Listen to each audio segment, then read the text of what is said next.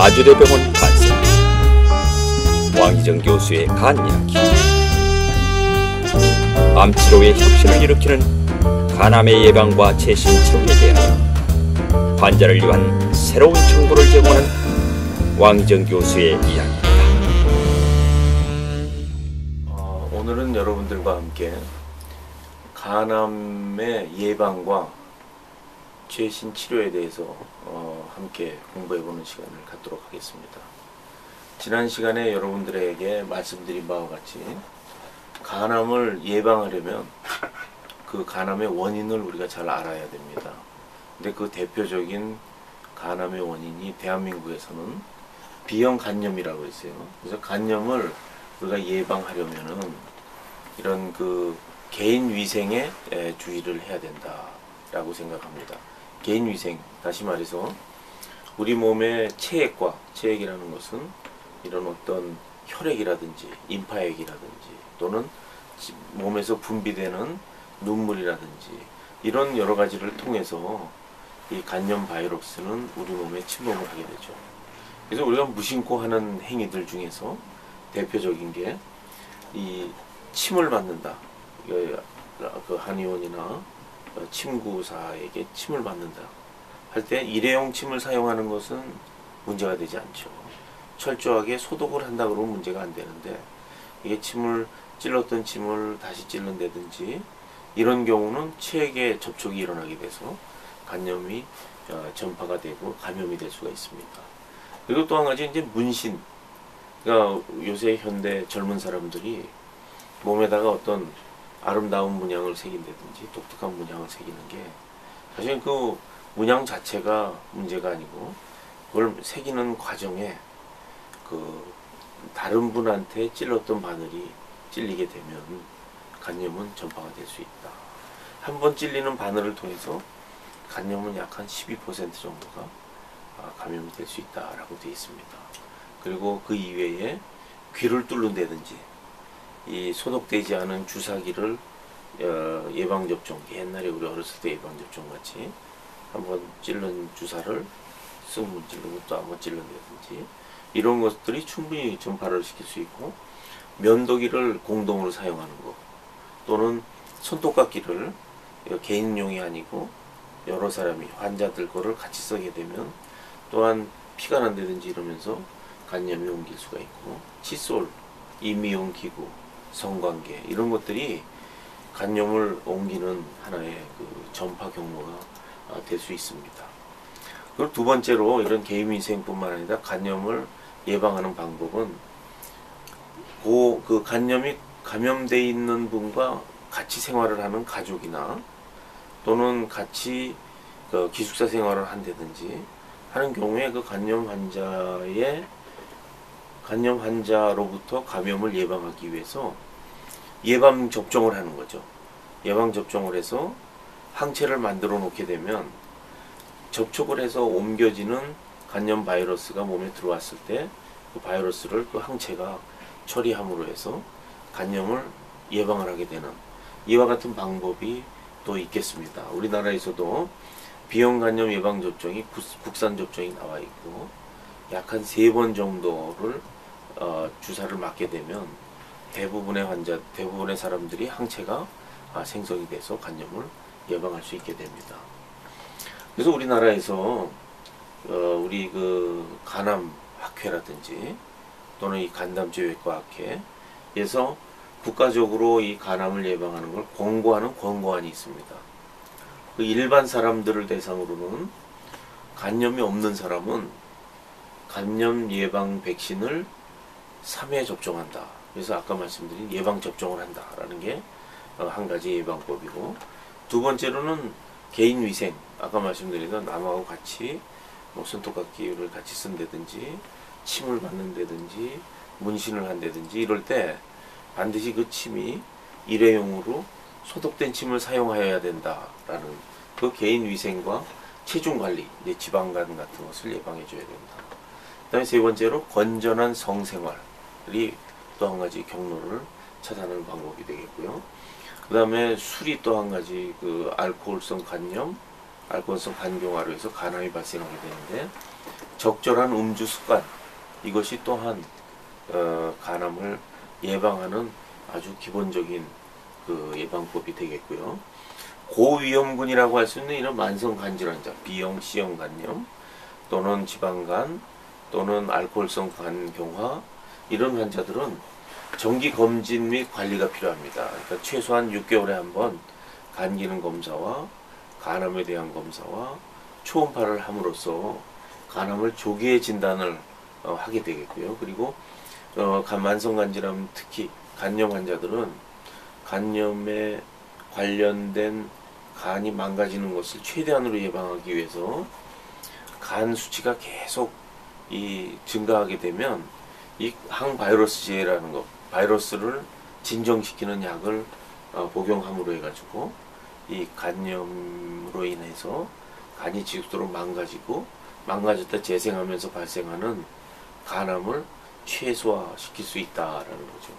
그리고 술을 금주 또는 적절한 음주 습관, 만성간 질환자는 원칙적으로 술을 끊는 게 좋습니다.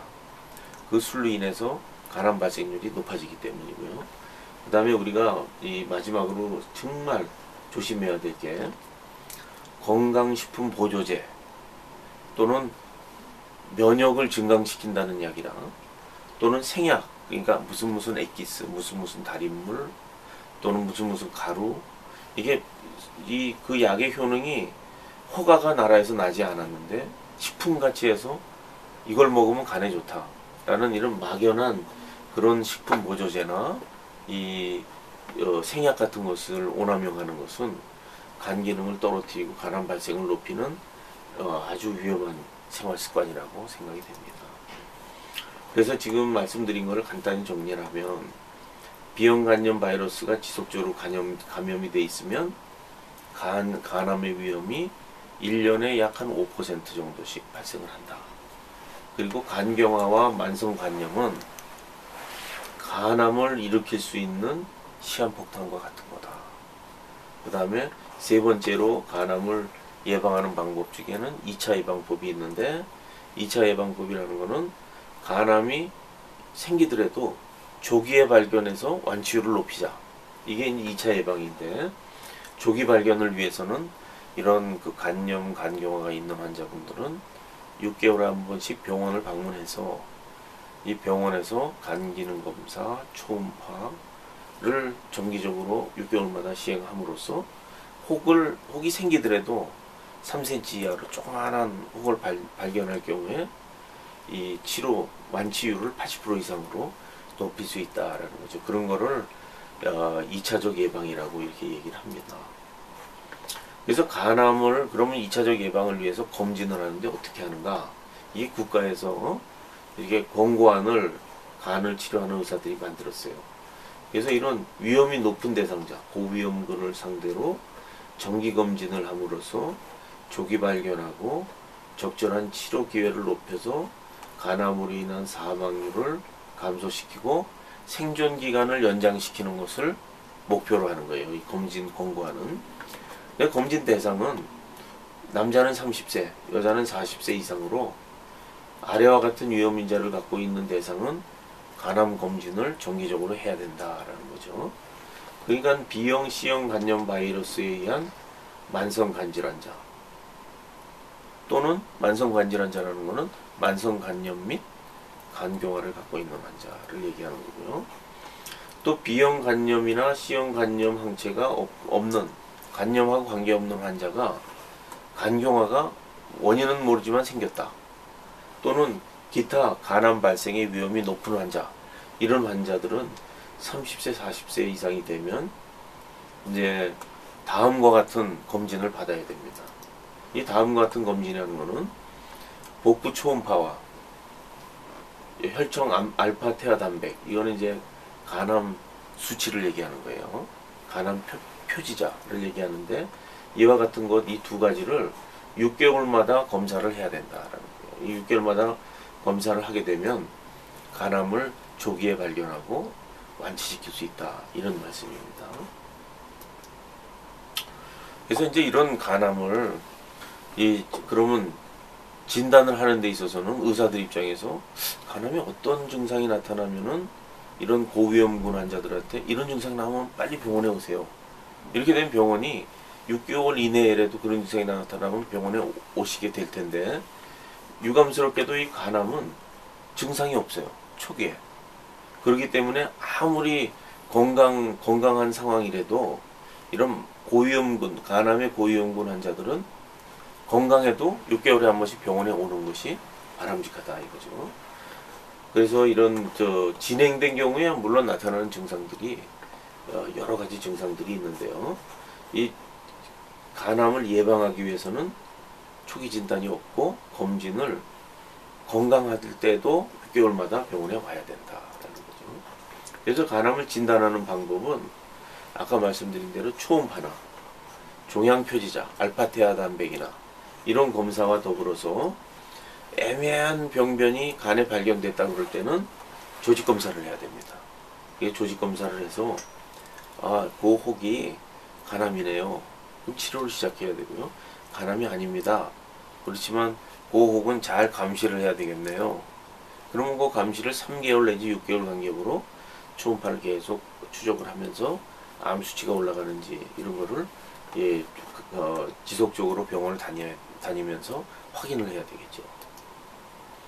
그래서 이제 간암의 치료는 수술적 치료, 간동맥 색전술, 표적치료법, 간동맥 주입 화학요법, 간이식, 이와 같은 여러 가지 치료 방법이 있습니다. 이런 치료 방법, 이런 말씀을 드리는 거는 그만큼 간암 치료가 어렵다는 거죠. 예를 들면 수술적 치료만으로 환자가 100% 낫는다 그러면 다른 치료법이 필요 없겠죠. 이 한 가지 방법만 쓰면 되는데, 수술이 안 되는 환자들이 있어요. 그러니까 간 기능이 아주 나쁘다든지 이런 경우는 좀 치료에 이 간 수술이 안 되고 다른 이 간동맥 색전술이나 표적치료법이나 다른 방법을 써야 되고, 혹이 작은데 간 기능이 나쁘다 이런 경우는 자르면 날 수 있는데 손을 대자니 간이 회복을 못할 것 같다, 이런 경우에 택할 수 있는 게 이제 간이식 방법이 있다고 생각할 수가 있습니다.